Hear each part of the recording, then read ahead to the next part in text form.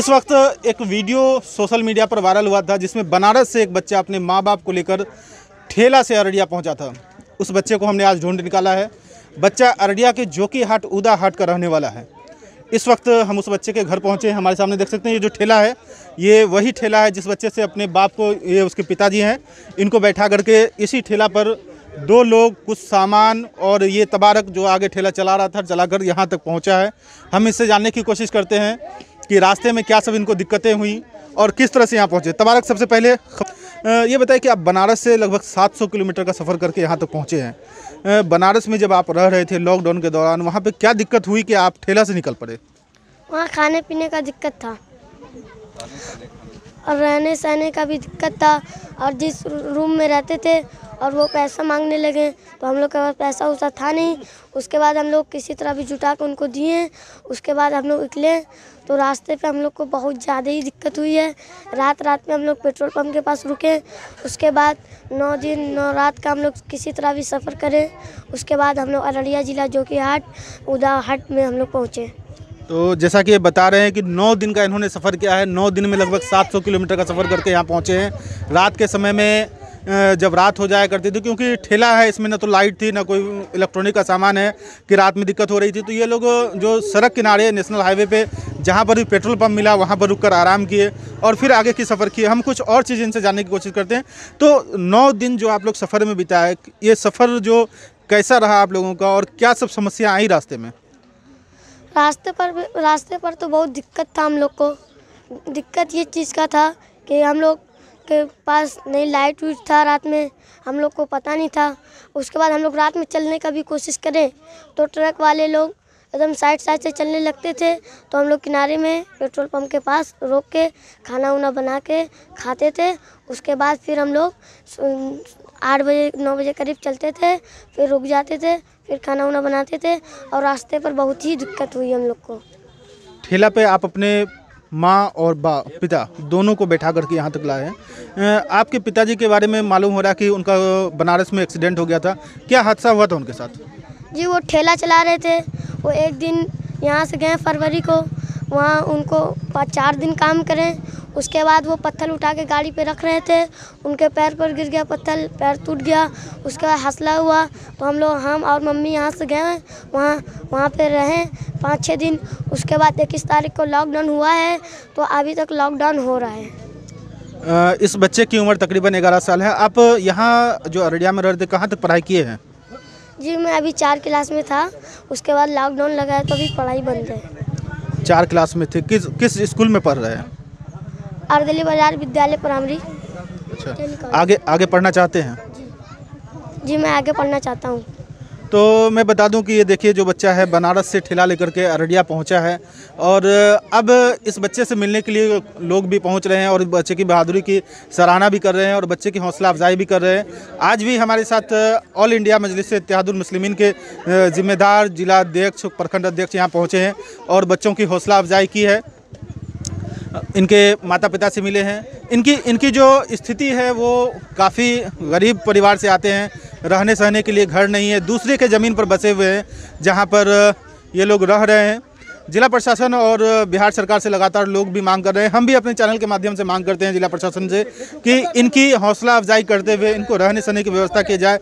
सरकारी सुविधा जो मिलती है वो सुविधा इनको उपलब्ध कराई जाए ताकि ऐसे बच्चे जो हमारे देश के भविष्य हैं, जो हमारे ज़िले के नाम को रोशन करेंगे और पूरे देश में आज ये छाए हुए हैं सिर्फ इसलिए कि अपने माँ बाप को एक छोटे से ठेले पर सामान के साथ बिठा करके लेके आए हैं। कि अच्छा, आप ये बताइए कि लॉकडाउन में अगर आपको वहाँ पे सुविधा मिली होती बनारस में तो आने की ज़रूरत नहीं पड़ती?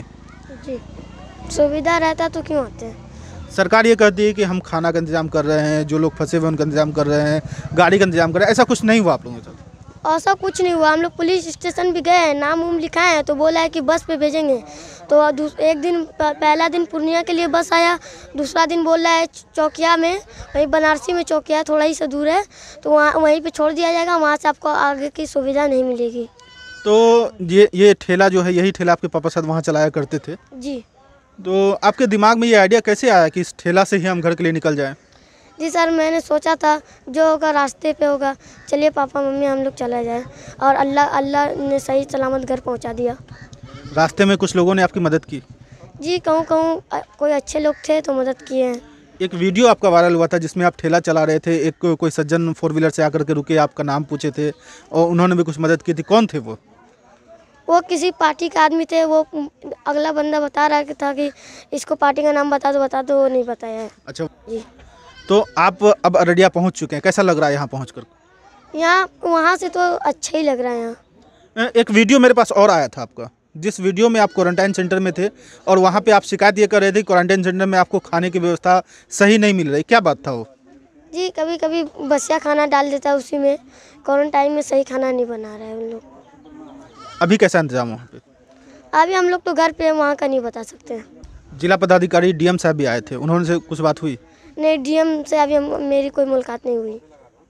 तो यही वो बच्चा है तबारक, जो बनारस से एक ठेले पे अपने परिवार को लेकर पहुंचा है। कुछ लोग इसे श्रवण कुमार के नाम से जानते हैं। जो वीडियो वायरल हुआ था, कहा गया था कि ये आज के युग का श्रवण है। मैं तबारक की बधाई देता हूं और तबारक के जैसे उन तमाम बच्चों को अंदर वो हौसला होना चाहिए कि जब अपने माँ बाप मुसीबत में फंसे हो तो जब हौसला रहेगा तो आप किसी भी मुसीबत से निकल सकते हैं। तमाम लोगों से मैं गुजारिश करूंगा कि आपसे भी जो भी मदद बन पाए इनकी मदद करें और जिला प्रशासन से हम अनुरोध करेंगे कि सरकारी सुविधा जो भी इनको मिल सकती है उपलब्ध कराई जाए, इनके एजुकेशन का खर्च उठाया जाए, इनके रहने सहने की व्यवस्था की जाए, क्योंकि अब तक काफ़ी ख़राब स्थिति से गुजर रहे हैं ये लोग।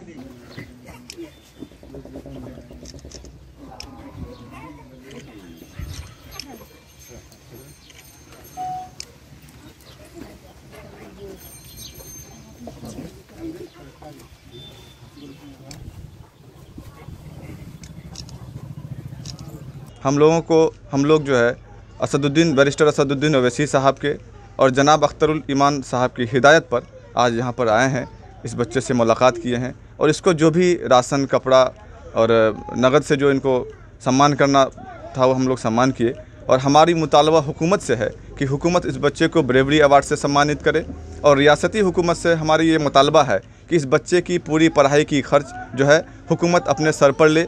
अगर हुकूमत से ये चीज़ नहीं हो पाएगी तो अगर ये बच्चा पढ़ना चाहेगा तो इस बच्चे को ऑल इंडिया मजलिस इत्तेहादुल मुस्लिमीन जनाब बैरिस्टर असदुद्दीन ओवैसी साहब अपने पैसे से इस बच्चे को जब तक ये पढ़ना चाहे, जहाँ तक पढ़ना चाहे वहाँ तक के इसके पूरे खर्च को उठाएगी। ये हम लोगों का कहना है। वाकई काफ़ी हिम्मत का काम किया है। ये बहुत बड़ी बात है और बहुत हिम्मत और हौसले की बात है, इसलिए हम लोग इसकी हौसला अफजाई करने के लिए यहाँ पे आए हैं। तो इंशाल्लाह ये यकीन है कि ये बच्चा जो है बहुत आगे जाएगा और हमारे देश की भविष्य के लिए ये बहुत काम करेगा। और ये इलाका सीमांचल पसमानदा ज़रूर है, लेकिन यहाँ के बच्चे, बूढ़े, जवान सब मेहनती और सब बहादुर लोग हैं। और जहाँ तक हो सका है हमारे डिस्ट्रिक्ट के अध्यक्ष राशिद साहब और मैं खुद प्रखंड अध्यक्ष अब्दुल्ला सालिम और हमारी कारकुन गुलशन आरा में भी साथ में आई है। हम लोगों से जहाँ तक हो सका हम लोग लाए हैं कि आज ये बच्चा जितना बड़ा काम करके दिखलाया है और ये इतना मासूम सा बच्चा, मेरी मांग है हुकूमत से, बिहार सरकार से कि इनकी तमाम जितनी भी पढ़ाई लिखाई और जितने भी खर्च हैं, जब तक ये पढ़ना चाहे इनको पढ़ाना चाहिए और इसमें कोई भेदभाव नहीं करना चाहिए, क्योंकि ये बच्चे की ज़िंदगी की बात है। अगर ये बच्चा पढ़ लिख करके कुछ बड़ा करता है तो वाकई बिहार का नाम रोशन करेगा। आज भी पूरे बिहार का नाम रोशन हो रहा है।